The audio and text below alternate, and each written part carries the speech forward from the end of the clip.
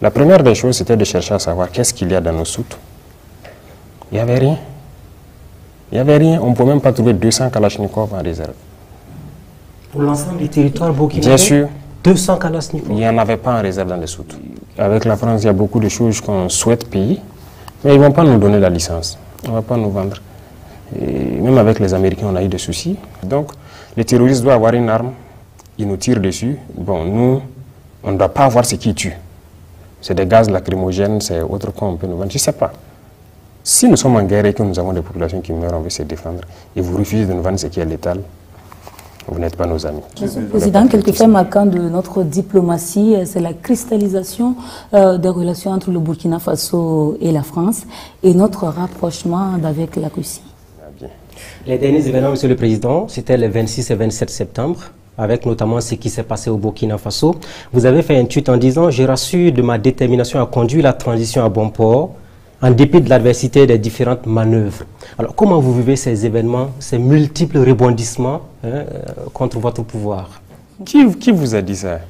Beaucoup de choses se disent. C'est une guerre de communication, c'est une guerre psychologique. Donc, vous savez, les gens sont très intelligents dans le mauvais sens. Bonsoir, Monsieur le Président. Bonsoir. Et pour mener à bien la tâche qui nous a été assignée, je suis avec mes confrères Patenema Oumar Ouedraogo des éditions Sidoya et Ismaël Ouedraogo de la télévision Burkina Info. Bonsoir, chers confrères. Bonsoir, Ruth. Bonsoir, Monsieur le Président. Bonsoir. Bonsoir Ruth, bonsoir Monsieur le Président. Excellence, cela fait une année que vous êtes dans le fauteuil présidentiel. Jeune capitaine de 35 ans qui ne s'était pas tracé un destin politique. Et depuis votre arrivée, à l'image des récents événements que nous avons connus, chaque jour pratiquement a été jalonné par des questions d'État. Excellence, comment est-ce que vous vous sentez aujourd'hui et comment est-ce que vous vivez tout ceci? Depuis le premier jour, nous avons dit que nous avons été révoltés par des faits, ce qui a conduit donc à entreprendre ces actions. Le peuple a bien voulu, depuis ce jour, nous confier donc la destinée de cette nation, chose que nous assumons pleinement. Certes, ce n'était pas l'objectif, comme vous l'avez signifié, mais la mission est sacrée, on nous l'a confiée et nous avons juré de mener à bien cette mission. Donc, on se sent de plus en plus réconforté tant que le peuple est avec nous. Et cette mission, on va la mener à bien. Les derniers événements, Monsieur le Président, c'était les 26 et 27 septembre, avec notamment ce qui s'est passé au Burkina Faso. Vous avez fait un tweet en disant « Je rassure de ma détermination à conduire la transition à bon port, en dépit de l'adversité des différentes manœuvres ». Alors, comment vous vivez ces événements, ces multiples rebondissements contre votre pouvoir? Il faut d'abord signifier que, comme je dis, l'itinéraire emprunté est difficile. Nous avons une lutte à mener contre l'impérialisme. Et l'impérialisme, ce n'est pas uniquement ceux qui sont à l'extérieur, c'est surtout les valets locaux sur place. Ce sont des choses que nous vivons depuis le premier jour. Mais bon, on s'était dit que c'est logique, lorsque nous nous sommes révoltés, 2 mois, 3 mois, certains peuvent ne pas être contents, jusqu'à 6 mois on observait. Mais à un moment donné, il faut que les gens arrêtent. Ça continue, on a mis en garde plusieurs fois. Et ben, on ne peut pas concevoir qu'un an après que le peuple ait choisi son itinéraire, que nous sommes dans une nouvelle configuration, que des gens s'opposent à cela. Est-ce à dire que c'est la tolérance zéro désormais contre toute personne qui s'aventurerait à déstabiliser votre pouvoir? Ne dites pas notre pouvoir, je dirais toute personne qui voudrait, c'est-à-dire se mettre en travers de la marche de ce peuple-là. Il n'y aura pas de sentiment. Ça, c'est terminé. Nous avons assez sensibilisé, nous avons assez parlé aux gens. Et voilà. Ce n'est pas comme si on ne les connaît pas. Nous les connaissons. Certains sont venus ici, nous les avons dit. On vous flatte.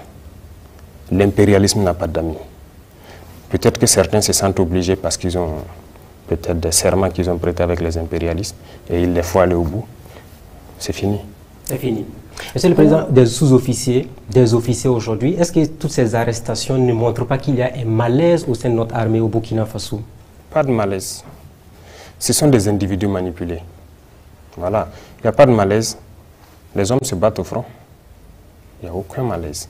Et si vous regardez ceux qui sont dans ces situations-là, ce n'est pas forcément des gens venus du front. Donc des Burkinabés se battent.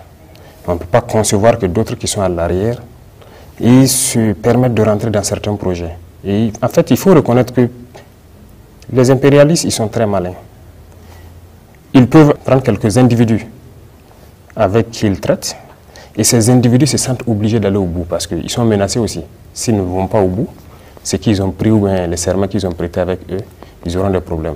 Mais ils vont embarquer d'autres personnes dedans. C'est peut-être que les gens soient intelligents. Mais voilà, il n'y a pas de problème majeur. Tout le monde ne sera pas d'accord, mais ça fait partie. Excellence, l'un des gros sujets d'intérêt pour la population, c'est bien la question sécuritaire, la sécurité et la défense. Une année après, le Burkina qui continue d'essuyer de lourdes attaques, comme on l'a vu à Conakry il y a quelques semaines. Alors, 53 morts, ce fut énorme, Monsieur le Président. On aimerait un peu comprendre ce qui s'est réellement passé. Les batailles, il y a des morts. Mais 53, on trouve ça trop. Sûrement que quelque chose n'a pas fonctionné. Les enquêtes sont en cours aussi. S'il y a des choses qui n'ont pas fonctionné à notre niveau, qu'on puisse régler ça rapidement. Mais il faut reconnaître que Kombri, c'était une action audacieuse. C'était très audacieux parce que c'est une zone qui a été abandonnée, qui était sous contrôle terroriste. Donc, vous savez très bien, depuis 2021, personne n'y a mis pied. Il faut y aller. Toutes ces zones où on est absent depuis des années, nous allons y aller. Ce sera des batailles très dures, il faut s'y attendre, mais nous sommes là pour ça. Il faut qu'on y aille. Alors pour rester dans cette région, Tangaï c'est une des communes rurales qui a été reconquise il n'y a pas très longtemps, avec à la clé l'installation d'une base militaire et même le retour des populations. Sur le terrain, vous pourrez le constater. Voilà. Il y a des choses même que nous voyons souvent qui ne nous plaisent pas forcément. Parce qu'il arrive que certains communiquent, on a reconquis tel village, les gens ont rejoint. Peut-être que d'autres personnes contestent ça, notamment sur vos plateaux télé. Mais ça constitue des victoires pour vous. C'est symbolique en termes de victoire pour vous, naturellement. Je suis d'accord, oui. Mais vous voyez ce qui se passe. Lorsqu'il y a ce débat-là, d'autres disent oui, c'est reconquis, d'autres disent non. Les villageois se mettent à se filmer eux-mêmes dans leur village pour prouver que c'est reconquis, les voilà au marché, ainsi de suite. Bon, nous, dans notre stratégie, je dirais, ça ne nous plaît pas trop. Nous voulons que ça... Ceux qui veulent le constater, ils peuvent aller sur le terrain. Il y a des zones aujourd'hui, vous partez, vous circulez. Donc c'est mieux que les gens aillent constater. Mais on ne veut pas que les gens s'exposent en se filmant et puis en montrant. Le Premier ministre a dit il y a quelques mois qu'on était à 60% de couverture du territoire. Quelques mois plus tard, nous sommes à 1 an de votre pouvoir, du MPSR2.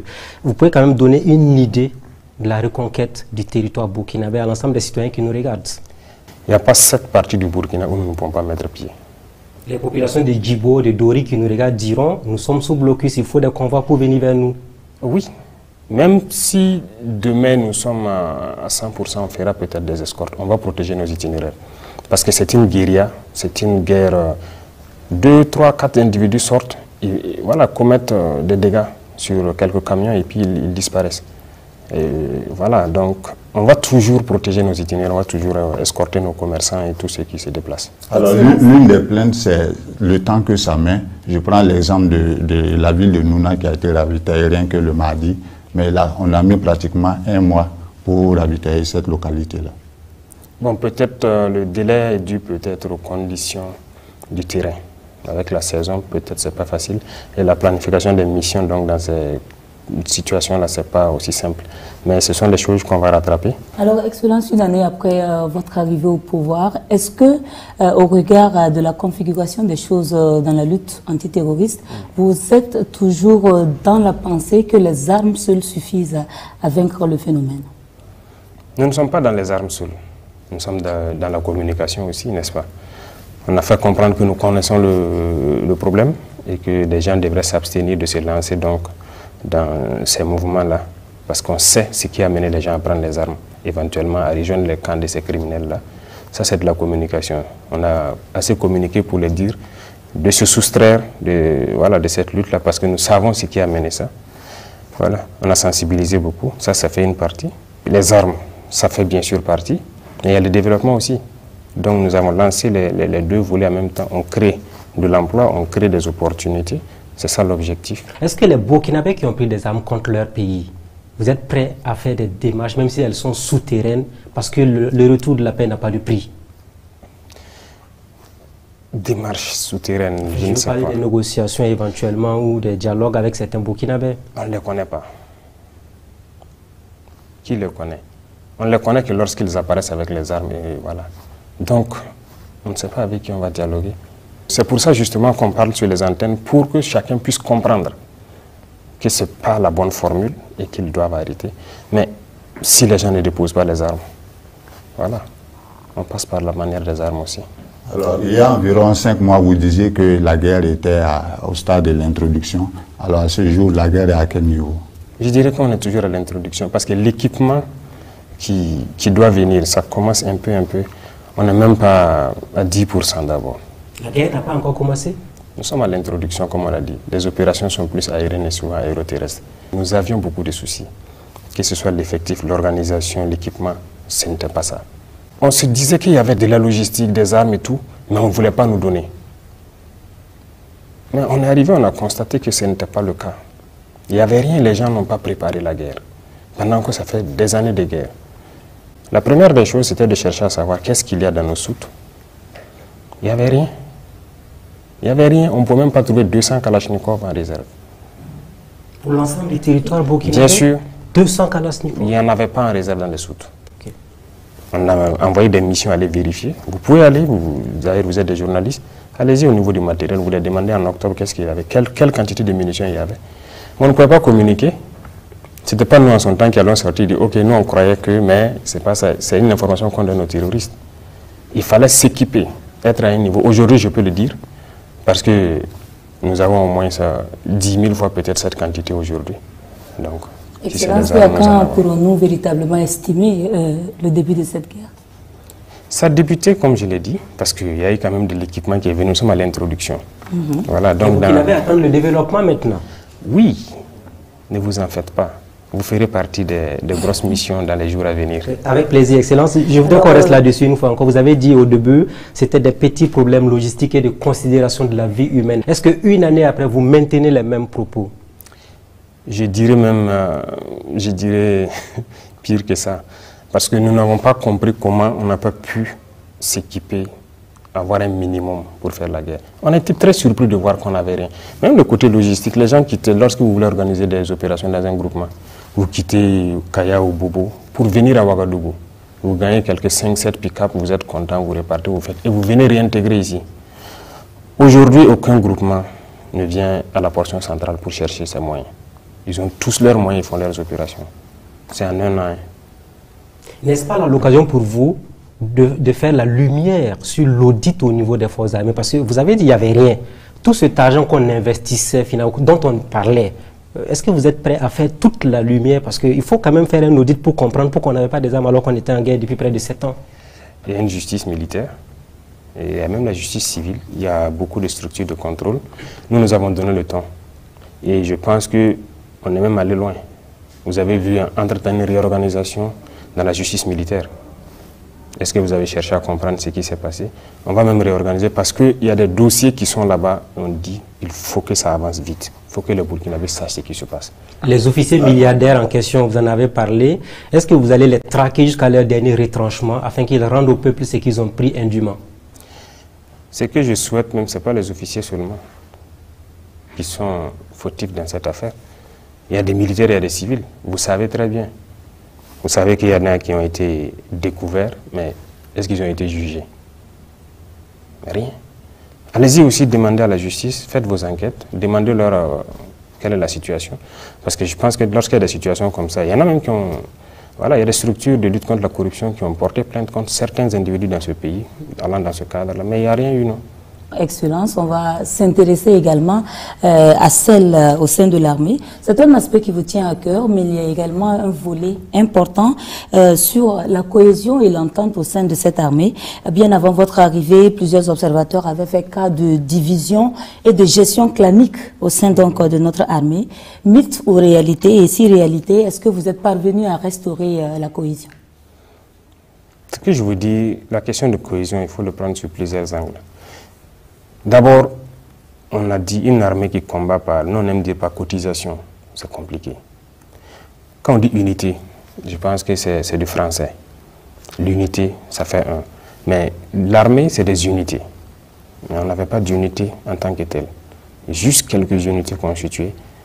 Donc il fallait se réorganiser. Aujourd'hui, nous avons plusieurs bataillons. Des hommes qui sont ensemble, qui se connaissent très bien et qui travaillent ensemble. Ça déjà, la cohésion commence par ça. Lorsque vous êtes ensemble, vous vivez ensemble, vous affrontez les terrains ensemble, vous ne pouvez qu'être unis. Donc nous sommes dans cette phase et tous les combattants sont unis. Ils sont dans des unités et ils sont en bonne cohésion. Ce que vous entendez un peu par-ci par-là des problèmes de cohésion, je dirais que ce n'est pas des problèmes en tant que tels. Voilà, c'est des individus. Vous savez, il y en a qui ne croient pas du tout qu'on peut aller nous-mêmes. Pour vous dire clair, lorsque nous avons décidé de nous séparer de certains partenaires, il y a des officiers qui ont carrément écrit, les fiches sont là. D'autres sont venus nous voir, on ne va pas tenir un mois. En fait, ils sont pessimistes, ils ne croient même pas en eux. Donc ces gens vont véhiculer des messages. Voilà, en ville et tout, il y a problème de cohésion, on n'est pas d'accord avec ça. Non, on tient. Quel avenir pour la gendarmerie nationale? Comme vous êtes là, vous pouvez le dire publiquement devant les citoyens. Elle va exister, il n'y aura pas de projet éventuellement au niveau de la gendarmerie? Qu'est-ce que la gendarmerie a fait de mal? S'il y a des individus à la gendarmerie qui font du mal au peuple, ils vont répondre. Voilà. Si demain c'est toute la gendarmerie, je ne peux pas vous dire aujourd'hui, mais pour l'instant, c'est quelques individus à l'intérieur de la gendarmerie qui sont manipulés. Donc vous le rassurez, la gendarmerie ne sera pas dissoute comme le disent certaines langues. Qui vous a dit ça? Beaucoup de choses se disent. C'est une guerre de communication, c'est une guerre psychologique. Donc, vous savez, les gens sont très intelligents dans le mauvais sens. Voilà, c'est des fuites en avant. Ils s'imaginent ce qu'on va faire si jamais, si jamais, si jamais. Voilà, donc je dirais aux gens de ne pas s'intéresser à ces propos-là. Voilà, on sait ce qui se passe. C'est des gens qui sont intelligents, mais dans le faux montage. L'Assemblée nationale a donné son quitus pour l'envoi d'un contingent au Niger. Alors, est-ce que cela ne contribue pas à disperser les forces au niveau du Burkina? Non. Je pense que le débat s'est tenu là-bas et les arguments ont été assez suffisants. Lorsque vous devez défendre le périmètre de cette table, vous ne restez pas normalement sur la table pour défendre. Vous partez au-delà. Si nous on avait soutenu le Mali depuis les années 2012, si on avait soutenu le Niger, vous croyez que le terrorisme serait arrivé là? Je ne pense pas. On est resté bras croisés, ça n'arrive qu'aux autres. D'ailleurs, c'est ce que beaucoup d'États autour font aussi. Ils croient que ça ne va pas les arriver. Non, on fait des erreurs. D'abord, donc, sur ce point seulement, la meilleure manière donc, de se défendre, c'est d'aller un peu au-delà. C'est d'ailleurs l'argument que certains États occidentaux avancent, qu'ils viennent ici pour combattre le terrorisme, pour que ça n'arrive pas chez eux. Et l'autre chose, c'est quoi? C'est un peuple frère qu'on veut agresser. Il n'y a pas de raison que nous restent les bras croisés. Si on laisse déstabiliser le Niger, tout le monde a suivi pour la Libye. C'est ça qui a déversé toutes sortes d'armes ici. Et voilà, le terrorisme s'est amplifié. On va encore laisser le Niger se désintégrer. Il faut qu'on raisonne. Non. Excellence, en dehors de la question de la solidarité africaine que vous êtes en train d'évoquer, la question fondamentale qui se pose, c'est est-ce que nous avons véritablement ces moyens d'aller au secours du Niger? Est-ce que nous ne sommes pas nous-mêmes déjà suffisamment affaiblis? Est-ce que nous avons les moyens, y compris en hommes, en finances et en vivres? Quand on parle là-bas, ce que je vous ai expliqué, ce n'est pas forcément le Niger qu'on parle de. C'est pour nous-mêmes d'abord. Il faut qu'on les aide. Si le Niger est déstabilisé, le Burkina, c'est foutu. Aujourd'hui, nous arrivons déjà avec... On n'est pas déployé d'abord, mais on fait beaucoup de choses ensemble. Rien que la semaine passée, les vecteurs aériens ont opéré en parfaite symbiose pour détruire une colonne que les Nigériens ont vu quitter vers chez eux en rentrant chez nous ici. Et nous, nos appareils sont intervenus, leurs appareils sont intervenus, tout a été bien coordonné pour... C'est ça qu'on demande. Et il faut qu'on s'aide comme ça entre pays voisins. Et finalement, qui paiera cette note? Qui paiera? Cette note? Non, ce n'est pas une note particulière. De toute façon, sur notre territoire, on fait des opérations. Il n'y a rien de particulier si les soldats se retrouvent de l'autre côté de la frontière pour faire la guerre. Le 16 septembre 2023, donc, il y a eu la création de l'AES, l'Alliance des États du Sahel.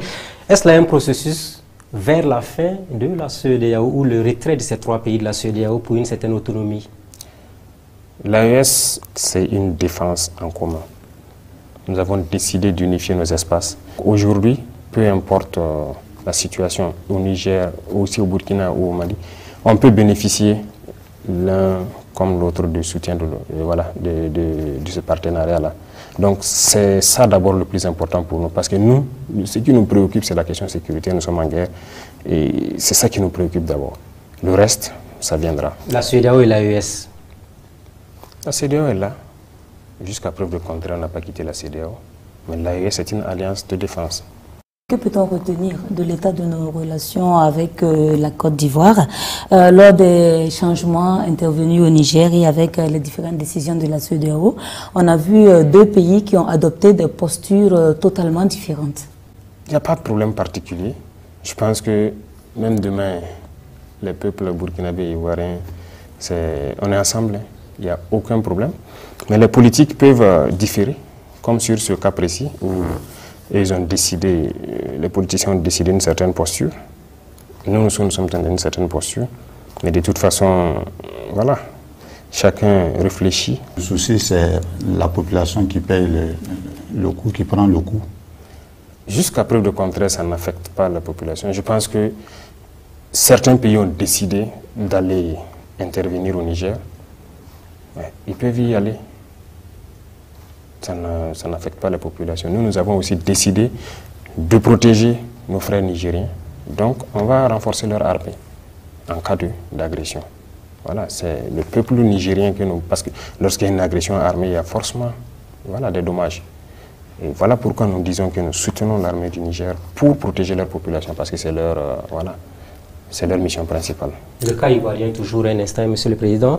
Est-ce que depuis que vous êtes président, vous avez reçu du matériel ou de l'argent de la Côte d'Ivoire? De quoi? De l'argent ou du matériel de la Côte d'Ivoire, de façon transparente? Alors, du matériel, oui. Il était question de faire une opération à nos frontières communes.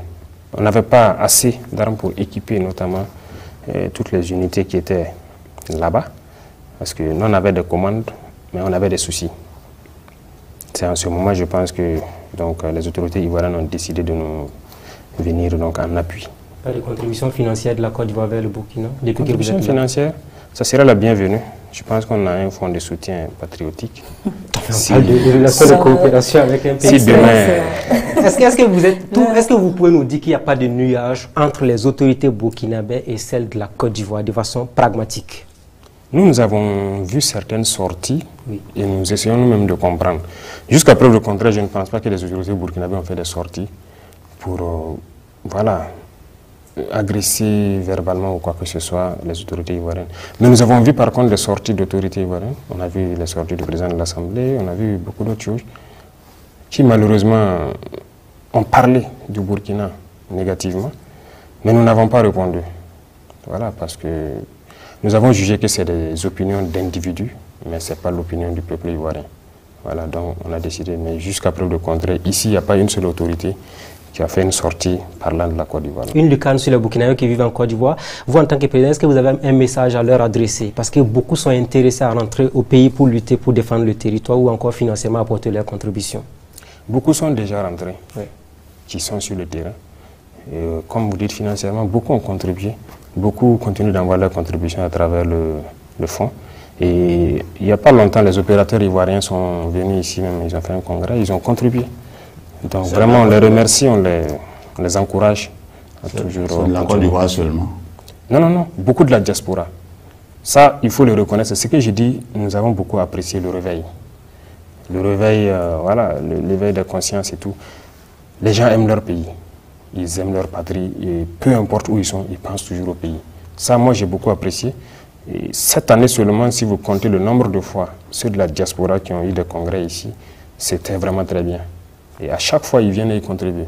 Donc, ce n'est pas la Côte d'Ivoire seulement, tous les Burkinabés de l'extérieur, on les salue.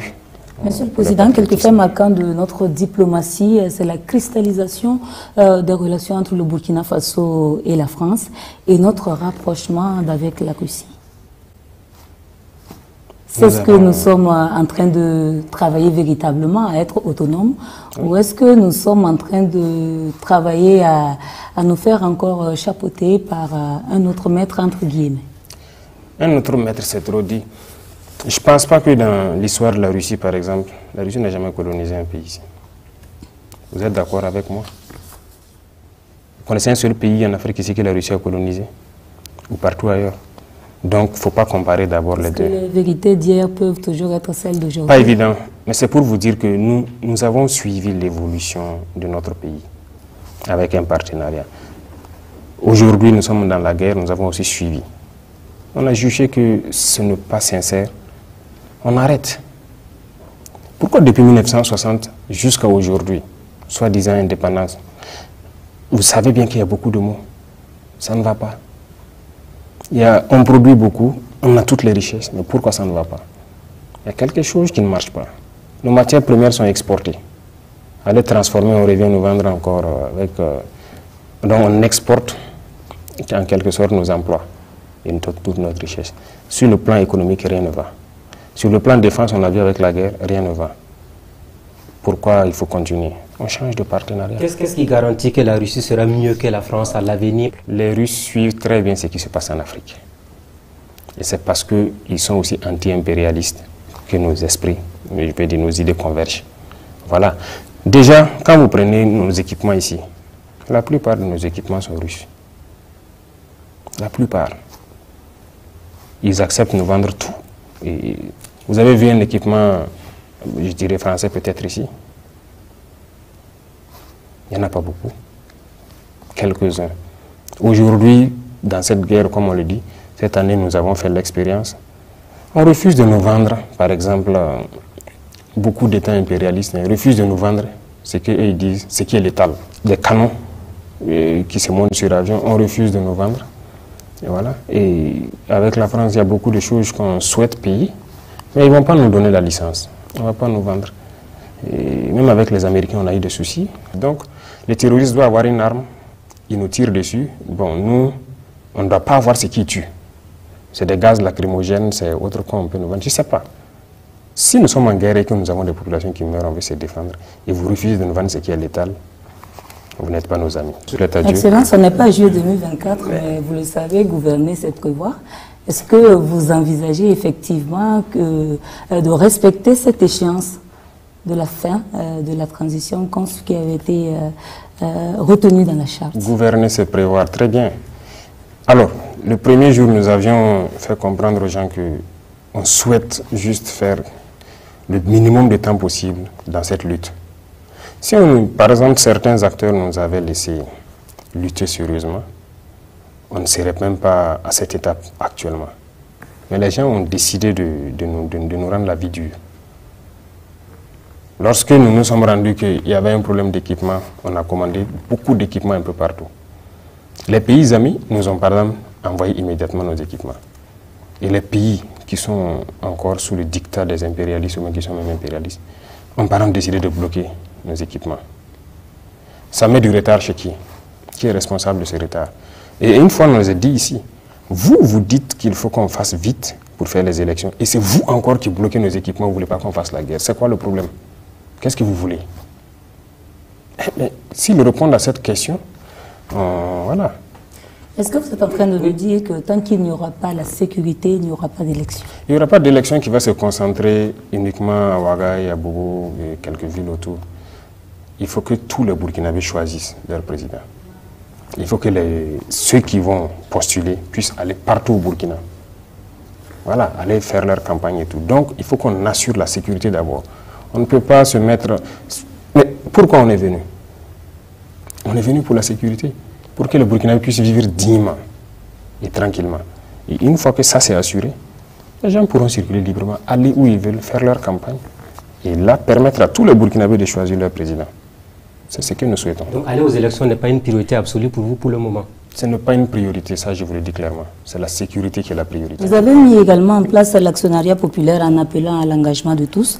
Et récemment, vous étiez à Bobo pour la pose de la première pierre d'une usine de transformation de la tomate. Peut-on en déduire que l'initiative se porte bien? Oui. Une fois de plus encore, moi je dis, on rend grâce à Dieu que les gens aient compris l'esprit qui est derrière cette idéologie-là. Les défenseurs ont parlé beaucoup de ça, d'autres ont voulu initier, mais c'est un système qui a été combattu. Pourtant, c'est un système qui marche. Nous, ça nous fait mal de voir aujourd'hui. Vous êtes déjà allé sur un site d'orpaillage, voir dans quelles conditions les jeunes Burkinabés travaillent. Le courage qu'ils ont de faire ça. Par exemple, on veut semi-mécaniser ça un peu. pour qu'au moins ils puissent soustraire le maximum de leur labeur et que ça puisse aller de façon un peu plus mécanique. Ça fait partie des missions de l'APEC. Tout ce qu'on produit ici, vous êtes d'accord qu'on produit tout ce... Quand on prend les produits de première nécessité, l'huile, le lait, comment je vais dire, même ces pâtes de tomates qu'on a.